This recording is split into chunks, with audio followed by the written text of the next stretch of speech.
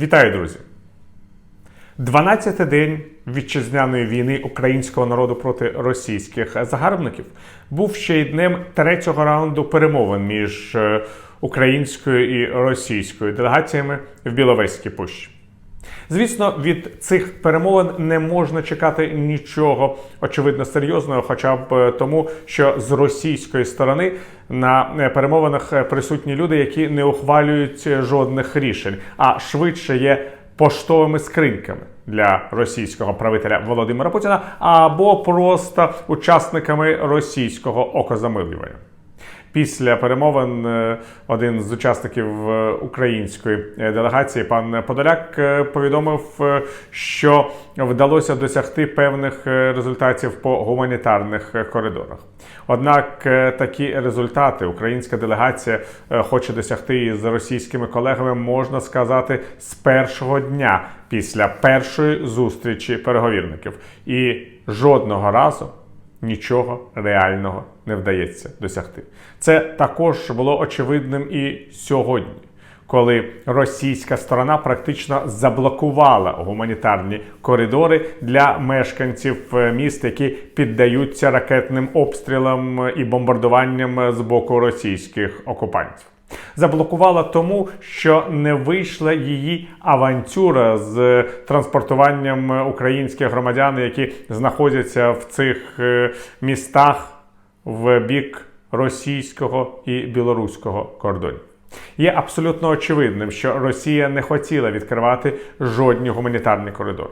Вона хотіла, щоб певна частина українських громадян, які страждають від наслідків російської окупації, опинилися на території Російської Федерації і Республіки Білорусь. Мало того, що російські окупанти фактично перетворюють наших з вами співвітчизників у заручників в тих містах, які вони послідовно, цілеспрямовано і жорстоко руйнують, так вони ще й хотіли захопити їх у заручники на територіях Росії і Білорусі, показувати по своєму брехливому телевізору, розповідати, як вони дбають про українців. Ну і, звичайно, знайти серед українських громадян якогось активіста правого сектора або іншої організації, що їх так полюбляють у лапках, звичайно, російські пропагандисти, і потім розповідати про його свідчення щодо зловісних намірів України по відношенню до Росії.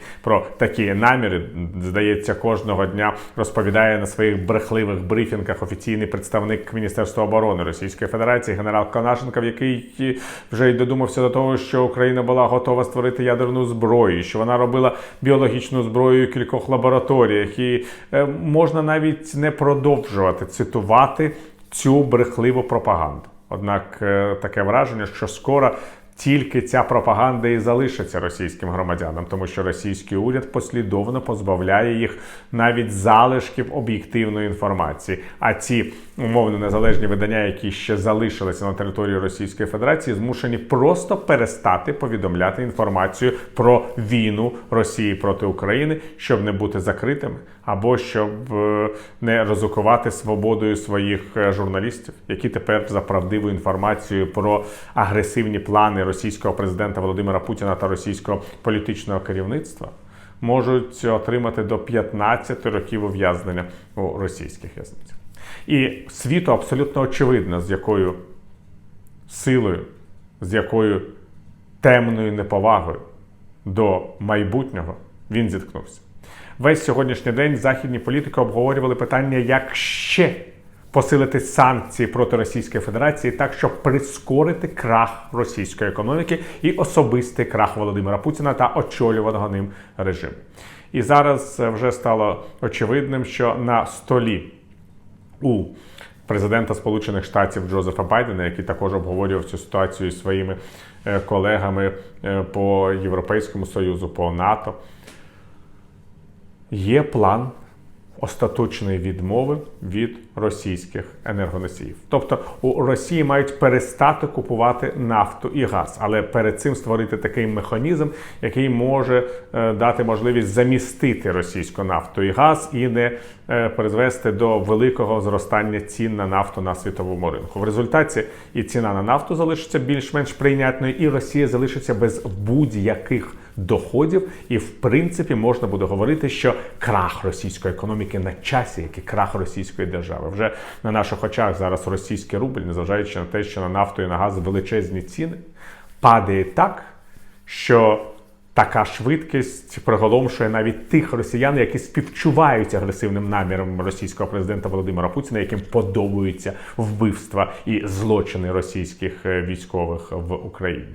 Ми з вами прекрасно розуміємо, що тільки крах російської держави, тільки крах російської економіки, тільки крах соціальної стабільності в Росії може обіцяти Україні відносну безпеку і стабільність в найближчому майбутньому після закінчення війни. Коли мене запитують, якими можуть бути гарантії безпеки для України з боку Російської Федерації, я завжди відповідаю, тільки крах Російської Федерації є запорукою безпеки для нашої держави. Ніяких інших рішень не існує, і потрібно, щоб Захід закінчив свою благородну роботу по зруйнуванню нинішнього путінського режиму і російської економіки як такої. І, можливо, дав росіянам і всім народам Росії шанс або у демократичній Росії, або у нових незалежних державах, які виникнуть на руїнах сьогоднішньої Російської Федерації, побудувати щось людське.